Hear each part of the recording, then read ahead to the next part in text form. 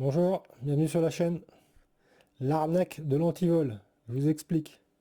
Je me suis fait arnaquer. Ils ont osé. Voilà ce qui s'est passé. Voilà le morceau qui est tombé. Je vous montre. Hop. Vous voyez, c'est cassé. On voit le... Et ici, ça devait être... Voilà, ici, comme ça. Et c'est cassé.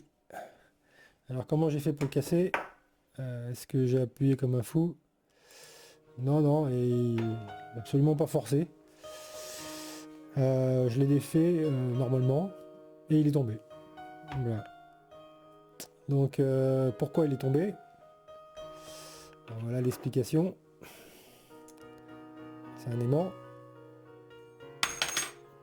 C'est pas de l'acier.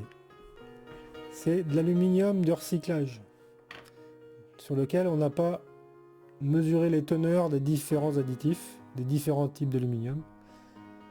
En gros, c'est un aluminium qui vaut rien. Un aluminium probablement chinois sans aucun contrôle qualité. Et ça n'a rien à faire dans un antivol, ce genre d'aluminium. Ça devrait être de l'acier. Voilà. Donc c'est une arnaque. Donc je sais pas s'il est encore en garantie, je suis pas sûr. De toute façon, je suis même pas certain que c'est garanti. Et puis faire des histoires de garantie, je sais même pas comment on fait pour faire des garanties sur Amazon. Il y aura un mauvais commentaire. Alors, pour pas vous faire arnaquer comme moi, quand vous recevez vous commandez votre antivol ou vous l'achetez en magasin, peu importe, et vous contrôlez des réceptions que ça colle à l'aimant. Si vous êtes dans le magasin, vous emmenez l'aimant avec vous. Si vous commandez sur Amazon, si ça colle pas, vous renvoyez la marchandise. Et le vendeur Amazon sera sanctionné pour sa mauvaise foi ou son incompétence technique, peu importe. Le résultat est le même. Faut pas se laisser faire. Et deuxième problème que j'ai eu, que j'avais réparé, c'est là où c'est énervant, c'est quand vous réparez quelque chose qui retombe en panne juste après. Vous voyez le capuchon en plastique là, il n'était pas moulé, il était fait en deux pièces, c'est-à-dire qu'on avait la partie flasque circulaire ici au fond, et cette partie complexe qui était emboîtée dedans, simplement. C'était clippé, mais clippé léger. Hein. Et ça s'est défait en fait.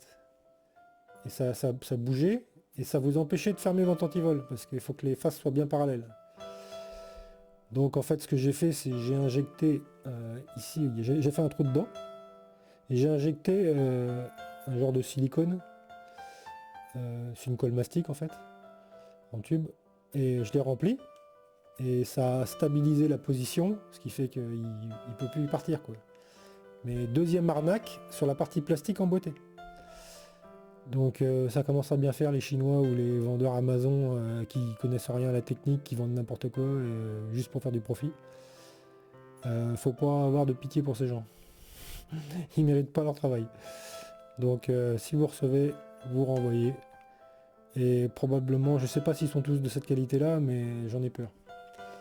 Voilà, mais vous pouvez toujours tenter votre chance si vous voulez pas avoir de clé. Sinon c'est antivol à clé et là c'est de l'acier. Voilà, allez, vous faites pas arnaquer. Allez, au revoir.